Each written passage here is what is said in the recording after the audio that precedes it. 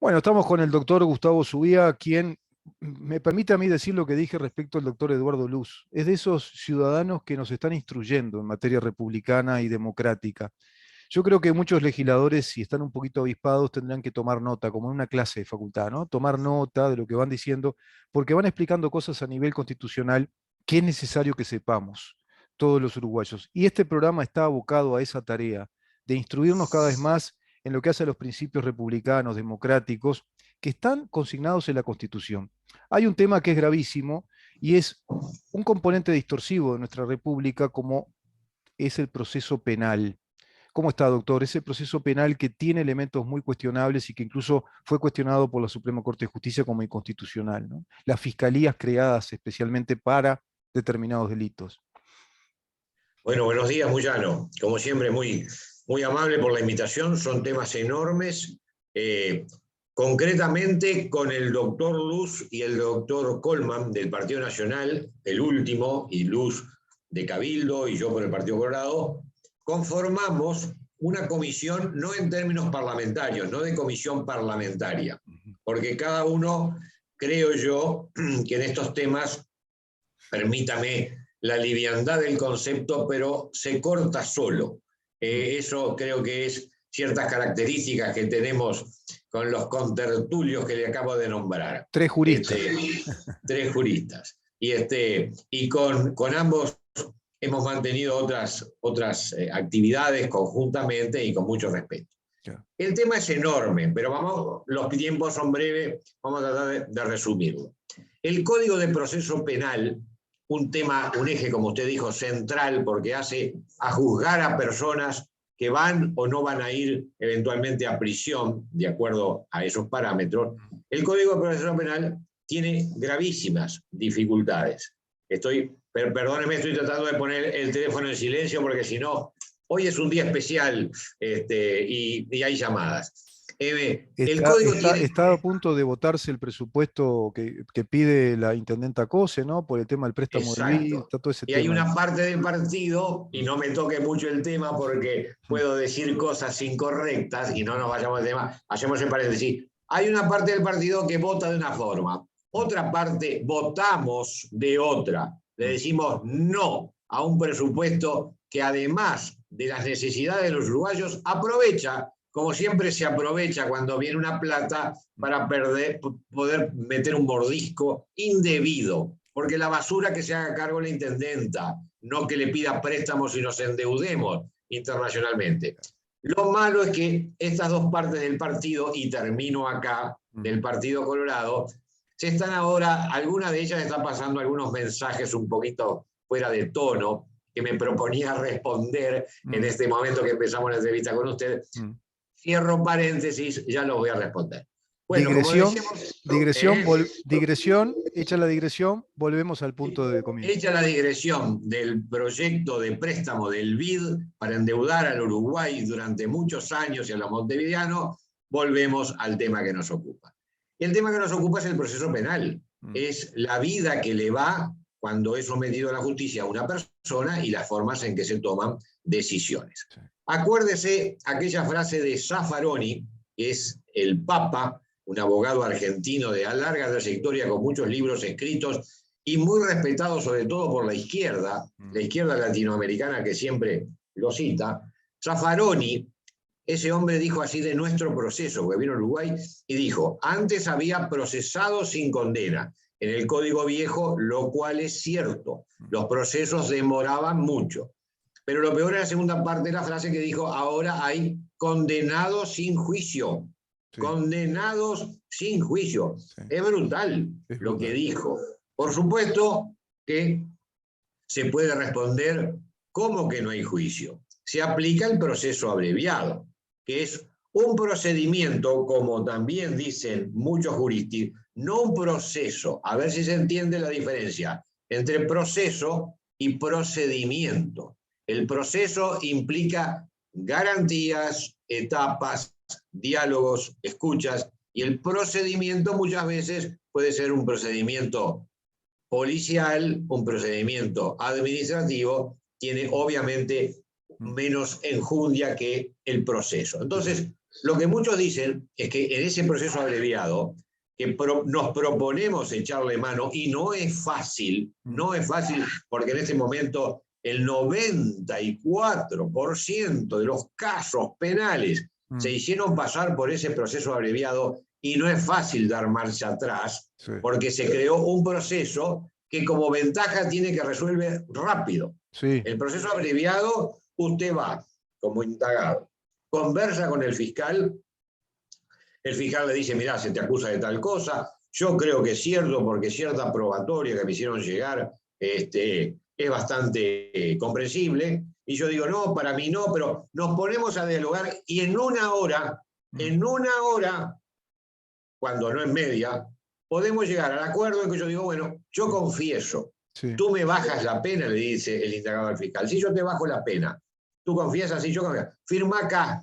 Se hace una carilla, y entonces lo que antes llevaba varios meses, diligenciamiento de prueba, diligenciamiento de la testimonial, argumentación jurídica, ampliación de los plazos para acusar y bla, bla, bla, obviamente con mucho tiempo, ahora se hace en media hora. En media hora, una negociación, o es una negociación. La palabra tiene dos dificultades, ¿no? Tiene dos dificultades. Una es que en esa negociación se evita el debido proceso, como usted dice, se evita un juez de garantías que con las pruebas o las semiplenas pruebas pueda determinar el procesamiento. Eso se terminó ahí, se negoció, pero además la víctima no tiene posibilidad de negociar, porque si el indagado dice, bueno, sí, yo confieso para que me bajen las penas, y la otra parte quedó ahí en silencio y asunto arreglado, cosa juzgada, digamos, ¿no? Muy entre comillas. Perfecto. No se olvide que queda, si la persona se opone, que esa es la garantía que técnicamente se da, se opone al proceso abreviado de media hora, 1 hora o 2 horas, tiene que puede ir a juicio. La persona dice, bueno, yo no quiero proceso, voy a juicio. Pero el juicio ¿dentro de cuánto? Y bueno, dentro de meses, y probablemente con duración de meses, y entonces se da una válvula de escape, se le da, pero esa válvula de escape es archipesada, tanto para el fiscal como para el indagado. Para el fiscal, porque va a tener que echar mano a todo su equipo técnico, ponerlo durante meses en el juicio oral, que es lentísimo, garantista al extremo, y acarrea ese tiempo enorme. Y para el indagado, por cuanto probablemente puede perder su libertad en el término que va desde esa conversación que tenemos hoy con él hasta el momento en que empieza el juicio oral. Entonces, es un sistema que está, obviamente, en Uruguay copiamos todos. Esto fue copiado, y mal copiado en algunas cosas de otras partes del mundo. Puedo aportar que esta copia tiene que ver con el neojuridicismo de John Rawls, es la teoría marxista de John Rawls, de la cual abreva mucho Zaffaroni, y de acá toman apuntes más de Zaffaroni que de Rawls, que es un hombre que llega a decir, yo tengo algunos de sus libros, que la justicia se aplica si acaso las partes que están sometidas a ese proceso tienen las mismas condiciones socioeconómicas. Eso llega a decir este teórico del derecho norteamericano, de perfil marxista, declaradamente marxista. Eso es lo que trajeron importado para nuestro país. Y se genera esto, ¿no? Esta negociación de feria o de tienda de turco, como decíamos con ustedes, ¿se acuerda? Claro, y esa negociación, lo que pasa es que resultó muy atractiva a un sistema que era lento, a un sistema que generaba inconvenientes al tratamiento del victimario también, y a la víctima que se la dejaba de lado, aunque hoy en los hechos se la deja de lado también, a pesar de toda la laraca que se hizo. Pero ¿por qué digo que es difícil tocarlo? Porque es un sistema que en este momento no solamente se han acostumbrado los pocos fiscales que tenemos, y entre paréntesis, disgrego, me voy, y enseguida vamos a volver al proceso abreviado, el proceso oral, y le digo así, el fiscal de corte anterior, el doctor Díaz, obtuvo del Parlamento muchas provisiones de cargos para fiscales. Pero ¿qué sucedía? Que tenía a sí mismo, en todo ese manejo que hizo de leyes que lo favorecían en la discrecionalidad que tenía como fiscal de corte, tenía la capacidad para esos cargos que recibía, a ver, transformarlos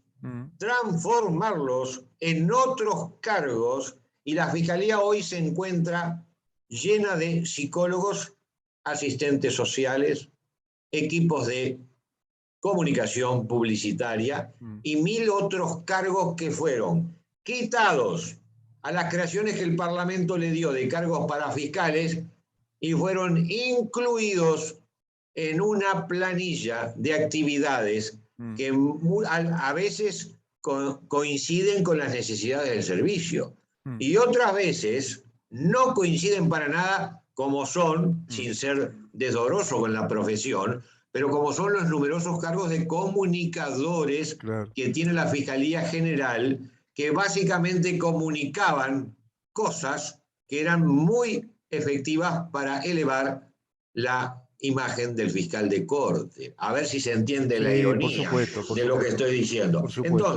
Entonces, hoy nos enfrentamos a que, por la carencia de fiscales que sigue habiendo y que el fiscal de corte anterior, a pesar de su constante prédica que eran pocos, cuando les daban cargos muchas veces los transformó en esos otros cargos volátiles, hoy nos enfrentamos ante que si volviéramos al sistema anterior, que es un sistema escrito, lento, complejo, estaríamos en una situación de caos. Entonces, pero no sería necesario, ¿no, doctor? No sería necesario volver al sistema anterior. Yo creo que el remedio fue peor que la enfermedad, quizá, o muy parecido a la enfermedad. Pero me parece que tendría que ocurrir un cambio, porque acá hay varias cosas que están mal. Yo hoy aprendí del doctor Luz, como voy aprendiendo usted todos estos temas, que la Constitución establece que no pueden haber juzgados por comisión. Claro. Me resulta raro. ¿Qué es juzgado por comisión?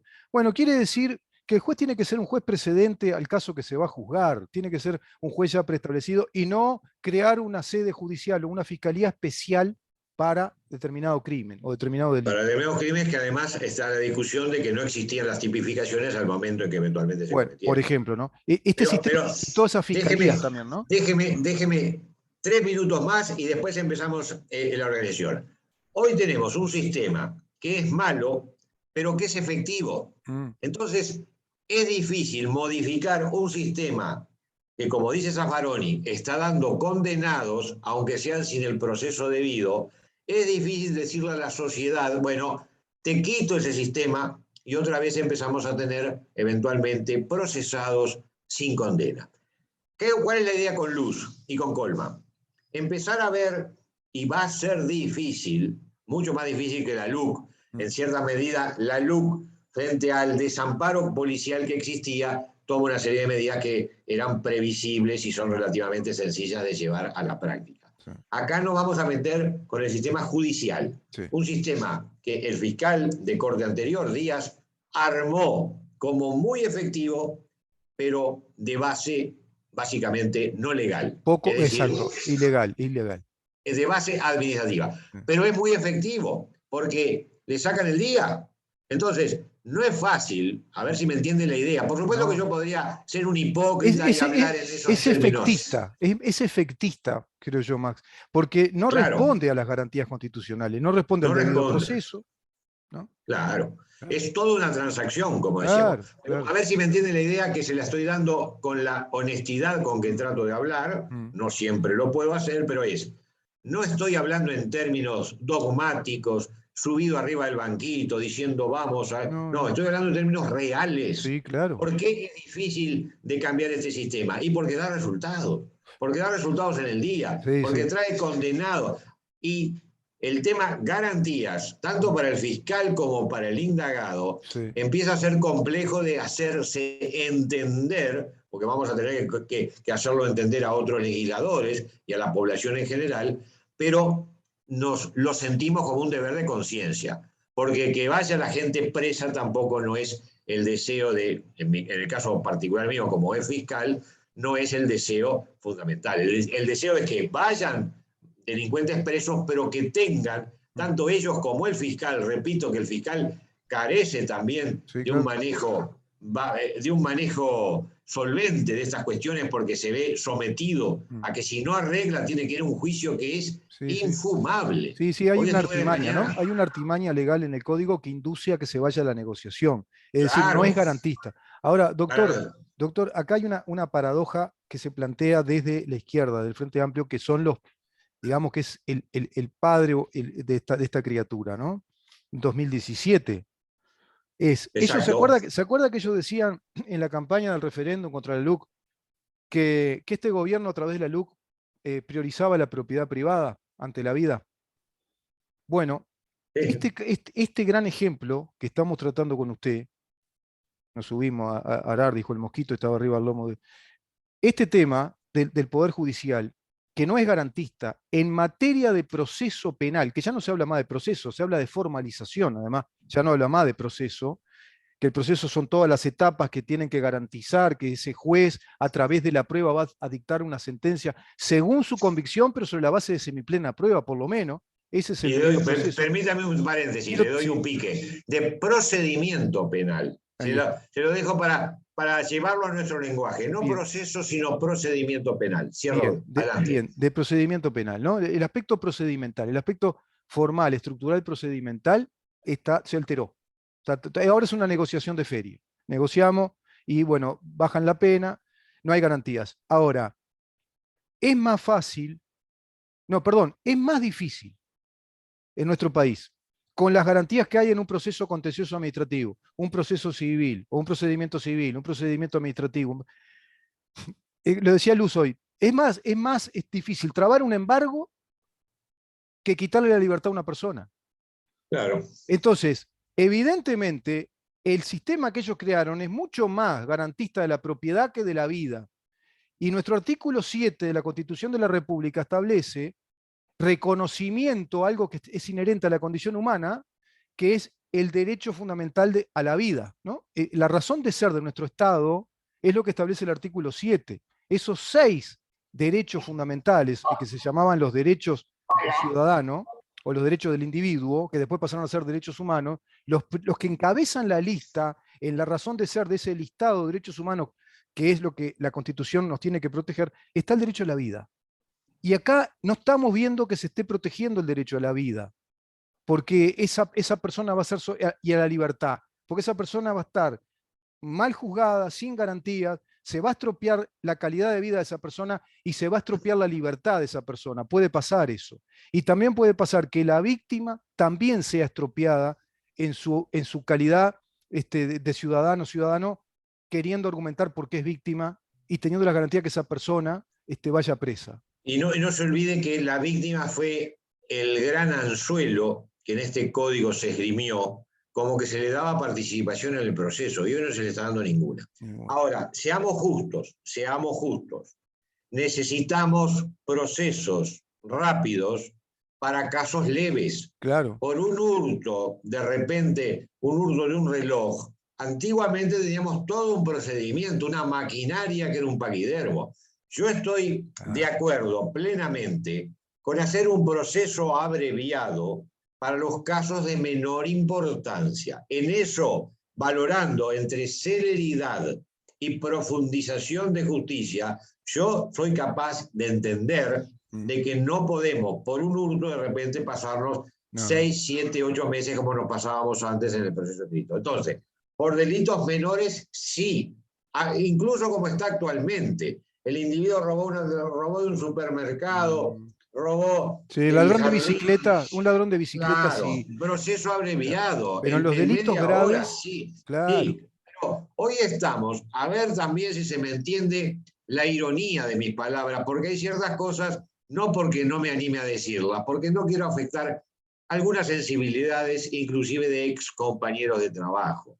A ver, si un delito de homicidio, que es el más grave que tutela el Código Penal, el fiscal puede llegar a negociar para atrás, porque la negociación es la palabra que dicen las instituciones generales que se puede hacer. Se puede hacer lo que quiere, es una masilla plástica el proceso abreviado. Si un fiscal puede transformar un delito de muy especialmente agravado en un delito, a ver, le estoy haciendo así los gestos, en un delito no agravado de homicidio, bueno, como en este no puede negociar, como en este no puede, está prohibido la negociación por proceso abreviado, y en este sí, entonces, a ver, por arte de magia, a veces se transforma en este que lo puedo negociar en 2 horas. Claro. ¿Me entiende la Por ironía supuesto, de mis por palabras? por supuesto. Estoy siendo maligno, si se quiere, porque no son todos los casos, pero hay casos donde la tentación entre estar 8 meses dedicado a un proceso oral, de repente perdiendo 8 horas por semana entre las sesiones, o 10 horas, o 12 horas, a un proceso donde yo lo arreglo en 2 horas. Por supuesto, por supuesto. O sea, ahora, el sistema que crearon judicial induce a eso.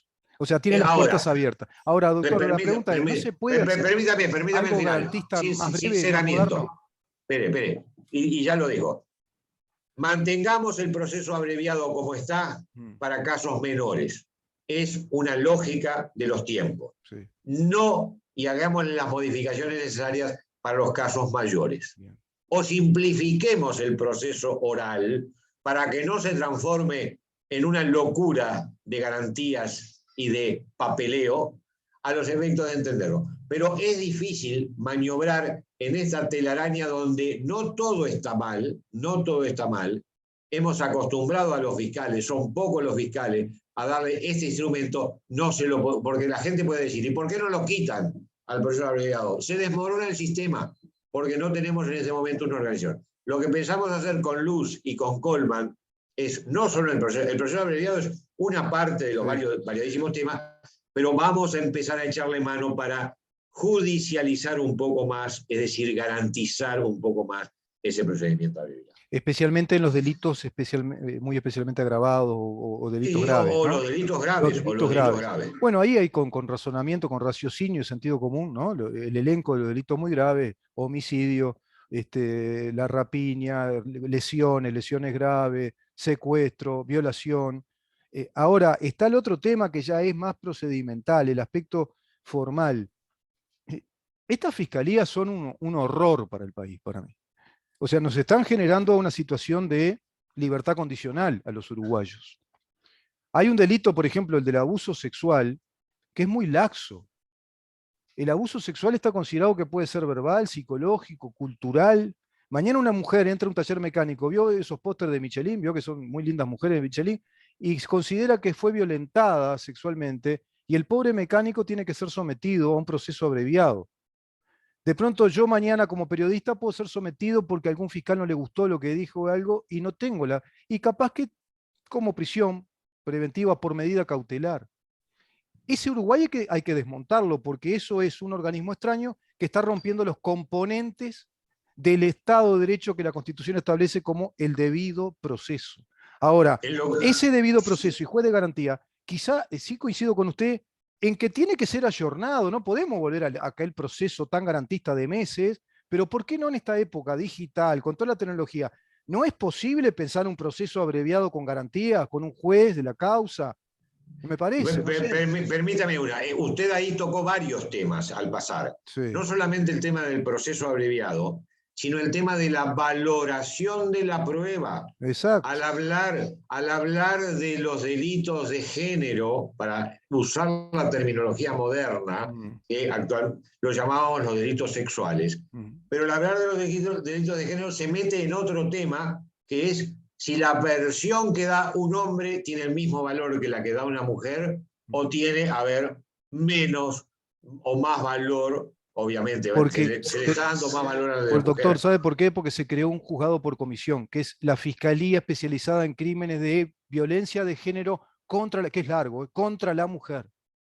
¿Se da cuenta? Ahí no ese es otro tema que le vamos a echar cuchara también, el tema de valoración de la prueba. Estoy totalmente en contra con la valoración subjetiva y en virtud, repito, usando la terminología contemporánea de género, es decir, de sexo, estoy completamente en contra con una valoración de la prueba que no tenga en cuenta los parámetros básicos en cuanto a lo que debe ser la valoración de la prueba. Claro. La valoración de la prueba, para decírselo en 2 palabras, tiene que ser tal que no admita la duda razonable cuando usted llega a una conclusión. Exacto. Hoy la duda razonable es enorme No, y es sin enorme. embargo se aplica sanción. Y Claro. esto no solamente va para los delitos de tipo sexual, sino que va para los delitos cometidos durante la época de predictadura o dictadura, Exacto. donde también, inclusive por declaraciones de quien conozco y me hablo, del fiscal Percivale, ha declarado que en caso de duda muchas veces se le da a los indicios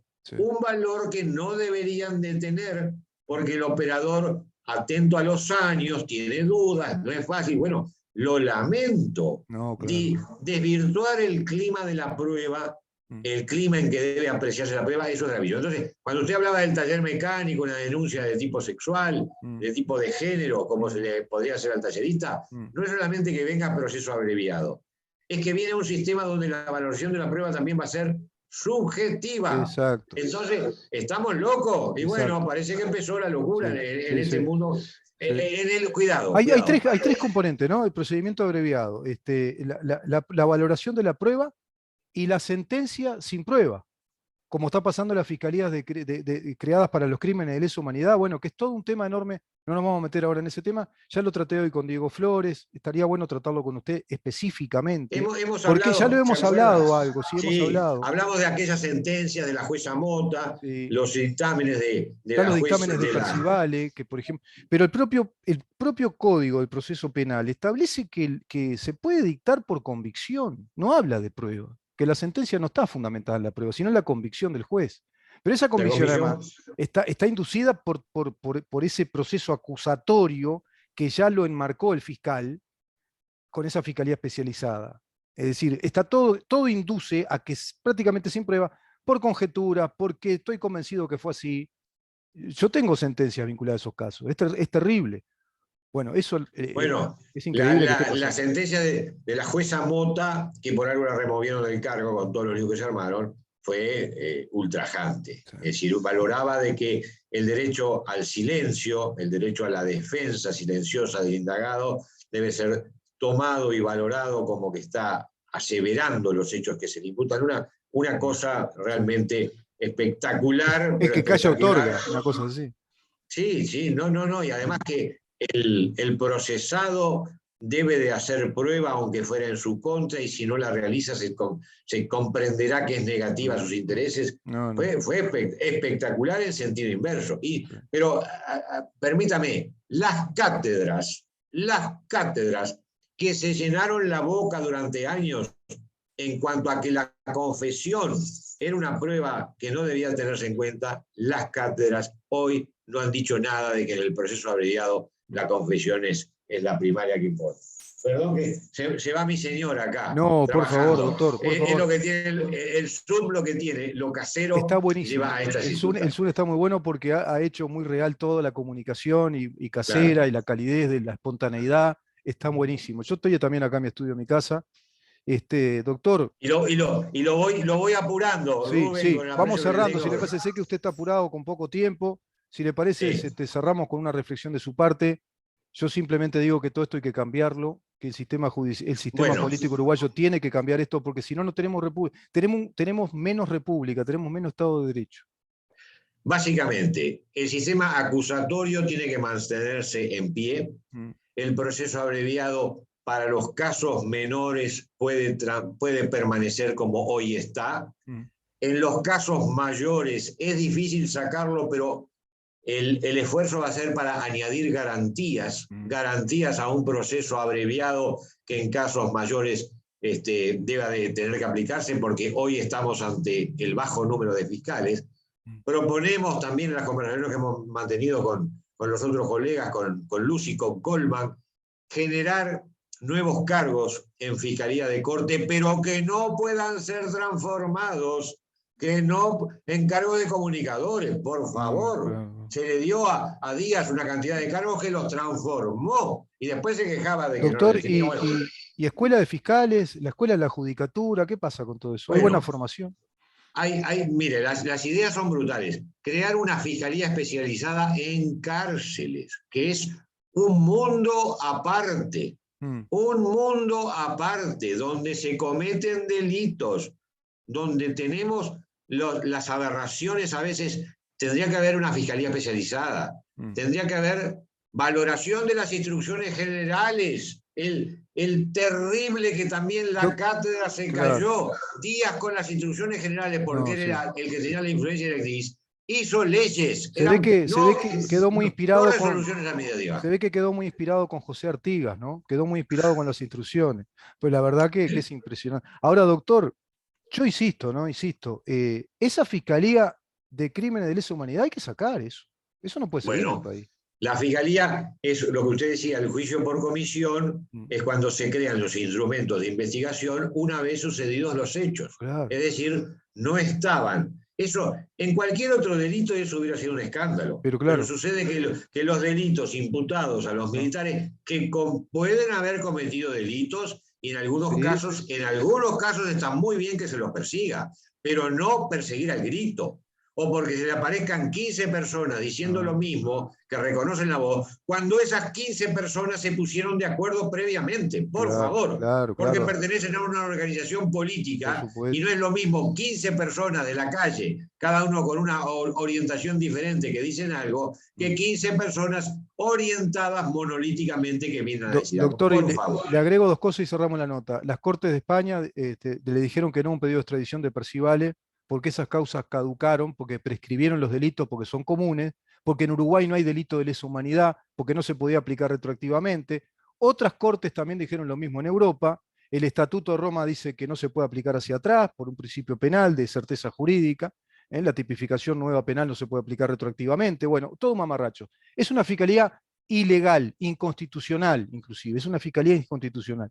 Eso hay que sacarlo. La última. Quiero cerrar con esto. Ley de caducidad. Amnistía general y restricta. Se pacificó. Una clemencia general planteó el pueblo uruguayo. Se aplica la ley de caducidad durante 20 años, se la deroga, y esas causas quedaron caducas. Están resucitando un muerto jurídico, además. Es un mamarracho. A tal punto, déjeme lo último y ya terminamos, que el Estatuto de Roma, como bien usted dijo, decreta la prescriptibilidad. Y en el Uruguay inventamos la imprescriptibilidad, desafiando el Estatuto de Roma, al cual, sin embargo, se pasan invocando. Sí. Es el colmo de la hipocresía. Repito, se invoca el Estatuto de Roma, y el Estatuto de Roma, que se llena en la boca porque fue la creación garantista de persecución de delitos de lesa humanidad, dice expresamente que los delitos cometidos antes, no tienen persecución jurídica. Sí. La locura uruguaya que seguimos viviendo a pesar de que la LUC salió gananciosa, y muy bien que salió gananciosa, y ahora nos proponemos con Luz y con Colman hacer una segunda etapa. Yo diría que estamos enfrentados a una pequeña LUC 2. Bueno, vamos a ver qué podemos hacer de todo eso. Qué suerte correr. Doctor, lo invito en la próxima con el Estatuto de Roma en mano. Lo voy a traer y citar esos artículos para que la gente entienda de lo que estamos hablando, concretamente lo que dice, si le parece. Bien. Doctor, muchísimas gracias por compartir todo esto con nosotros. Gracias, nos vemos, Rubén. Nos vemos, que pase muy bien. El doctor Gustavo Subía conversando con nosotros, un tema fundamental para nuestro país y la República. Seguimos adelante.